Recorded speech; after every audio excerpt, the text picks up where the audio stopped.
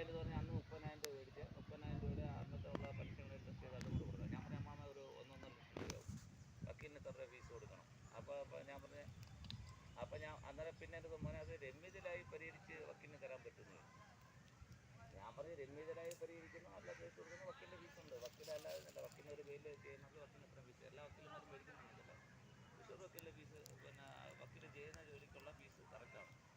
ചില വക്കീലന്മാരുണ്ട്, ജൂനിയർ വക്കീലന്മാരുണ്ട്, അവർ ചിലപ്പോൾ ഞങ്ങൾ ചെയ്തു തരാം ഇത്ര തന്നു. പക്ഷേ വക്കീലിൻ്റെ കേസിൻ്റെ കാര്യം വക്കീലിൻ്റെ കേസ് ആവശ്യം പോലെ ഉണ്ട്.